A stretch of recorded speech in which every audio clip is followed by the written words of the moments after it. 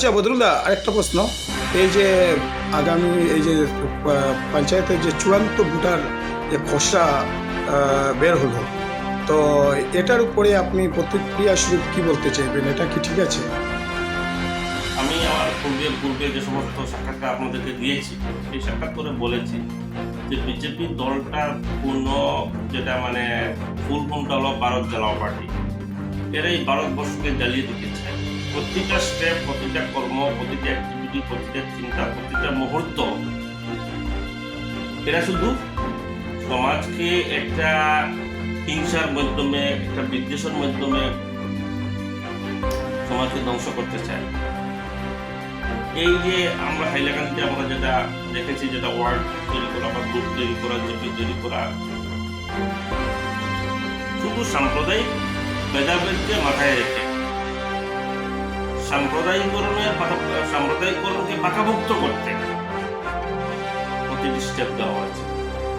একটা দেশের সরকার যদি সংখ্যালঘুদেরকে এইভাবে আইসোলেট করে দিতে চায়, তাহলে এই দেশে সংখ্যালঘুরা কিভাবে বসবাস করতে পারে? একটা সরকার সবসময় নিরপেক্ষ দৃষ্টিভঙ্গি পোষণ করা উচিত। একটা সরকার সবসময় ইকুয়াল জাস্টিস মেনটেন করবে, এই দৃষ্টিভঙ্গি সরকারের থাকা উচিত।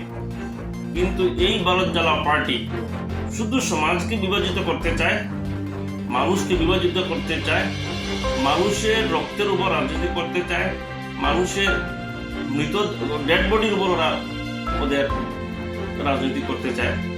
তো এই হাইলাকান্দি যেটা হয়তো অত্যন্ত জঘন্য, এত ইললজিক্যাল, আনজাস্টিফাইড, এটা শুধু এই হিংস্র ও বিদ্বেষ ছড়ানো বিজেপি ছাড়া এবং হিন্দু হিমন্ত বিশ্ব শর্মা ছাড়া আর তার পক্ষে জঘন্য একটা কর্ম মানে কেউ করতে পারে না। এত জঘন্য কর্মরা করেছে, ভাষা নেই এই জঘন্য, এই নগ্নতা প্রকাশ করার কোনো ভাষা নেই।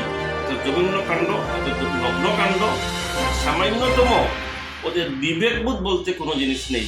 একটা গ্রুপ করা হয়েছে 1200, 1300, 2000, 2100 মানুষ দিয়ে, আর একটা গ্রুপ করা হয়েছে 400, 500, 200, 100, 300, 700 মানুষ দিয়ে। এটা কি উদ্দেশ্য? এটা কি উদ্দেশ্য হতে পারে? এভাবে একটা আনজাস্টিফাইড ইললজিক্যাল কাজ কে করতে পারে? আর এই যে আমাদের হাইলাকান্দির আধিকারিকরা রয়েছে, মেরুদণ্ডহীন আধিকারিকরা রয়েছে, এরা সরকারের প্রতিটি কথা, সংবিধানের কথা ভুলে গিয়ে, নীতির কথা ভুলে গিয়ে, আইনের কথা ভুলে গিয়ে শুধু সরকারের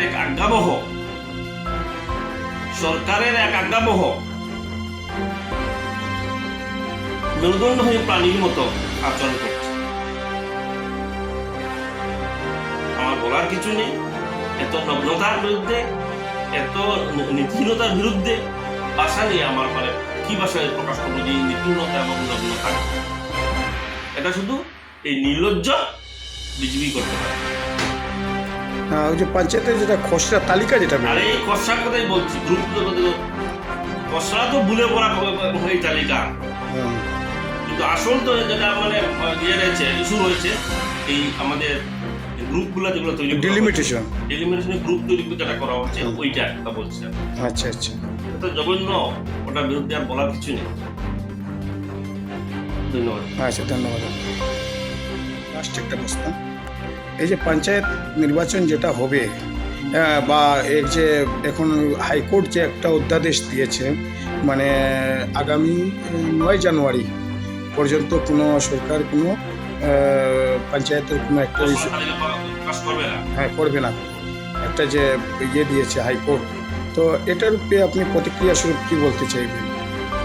দেখুন, মানুষের যখন সরকার যখন অন্যায়ের উপর চলে যায়, সরকার যখন অন্যায় কাজ আরম্ভ করে, ন্যায় চলে যায়, সংবিধানকে মানে না, আমাদের দেশের গণতন্ত্র এটা কোনো সুবিধা দিয়েছে। যে কথা হাইকোর্টই একটা লাস্ট মানুষের তার লাস্ট রিসর্ট, যেটা মানে শেষ যেটা আশ্রয়, সেটা হলো আমাদের কোর্ট। তো মানুষ কোর্টে যাবেই, শেষ একটা বিচার বা ইনসাফ পাওয়ার জন্য।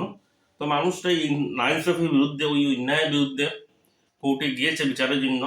আমরা আশা করব যে অন্ততপক্ষে এই বিচারালয় থেকে, এই কোর্ট থেকে, হাইকোর্ট থেকে যাতে প্রপার জাস্টিসটা মানুষ পায়, সেই আশাটা আমরা করব।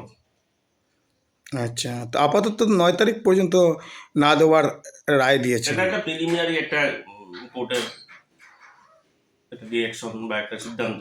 আমরা তথাপিও কোর্টকে আমরা সাধুবাদ জানাই যে এতটুকু অন্ততপক্ষে একটা স্ট্যান্ড নেওয়ার জন্য। তো পঞ্চায়েত নির্বাচনটা মানে কত ইয়ের মধ্যে হবে বলে আপনি মনে করেন আর কি?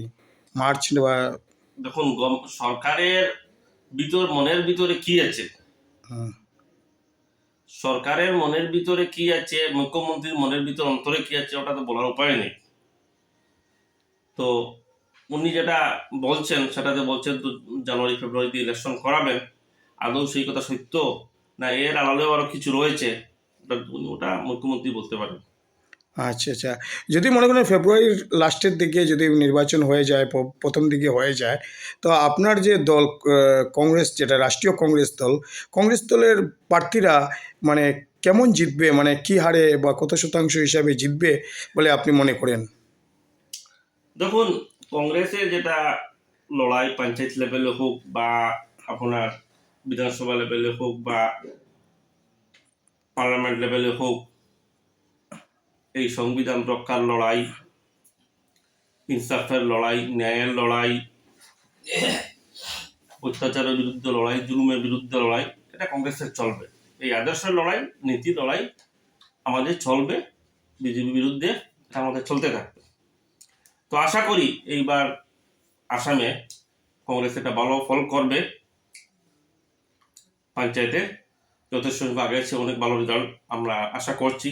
কিন্তু ডিলিমিনেশনের মাধ্যমে যেভাবে যে হিংসা এবং যে একটা বিশেষ চিন্তাকে মাথায় রেখে যেভাবে এই ডিলিমিনেশন করা হয়েছে, তার জন্য কিছুটা ক্ষতিগ্রস্ত হতে পারে। তথাপিও আমরা আশা করছি যে মানুষ তো সমাজের, আমাদের ভারতবর্ষের সব মানুষই তো সাম্প্রদায়িকতার উপর বিশ্বাস করে না। এই সাম্প্রদায়িকতার বিশ্বাস করে না বলেই তো 2000 লাস্ট ইলেকশনে বিজেপি তার এই কাঙ্ক্ষিত লক্ষ্যে পৌঁছতে পারেনি, বরং তাদের যে লক্ষ্য ওরা করেছিল তাতে বহুত পিছনে রয়েছে। এবং ধীরে ধীরে মানুষ ওদের যে শুধু সাম্প্রদায়িক রাজনীতি এবং বিদ্বেষের রাজনীতি এবং ঘৃণার রাজনীতি, মানুষ সেটা এই কথাটা অনুধাবন করতে পারছে। এবং ধীরে ধীরে মানুষ উন্নয়নের রাজনীতি, একটা বিজ্ঞান ভিত্তিক একটা ডেভেলপ নেশন, ডেভেলপ স্টেট তৈরি করার যে মানুষের ধ্যান ধারণা মানুষের দিকে আসছে। এবং সেটা করতে গেলে শুধু একমাত্র কংগ্রেসের বিকল্প নেই। এবং এই কথা আসাম তথা ভারতবর্ষের জনগণ ধীরে ধীরে আবারও অনুধাবন করতে পারছে। এবং সেই সূত্রে আমরা আশা করি যে কংগ্রেস, আমাদের দল, একটা ভালো ফল করবে পঞ্চায়েত ইলেকশনে। ধন্যবাদ আপনাকে, আপনি সুন্দর সাক্ষাৎকার দিলেন এবং সাক্ষাৎকারের মাধ্যমে অনেক কিছু আমাদেরকে অবগত করলেন। এই জন্য আপনাকে অনেক ধন্যবাদ। ধন্যবাদ। আবারও নববর্ষের অভিনন্দন। আপনাদেরকেও নববর্ষের অভিনন্দন।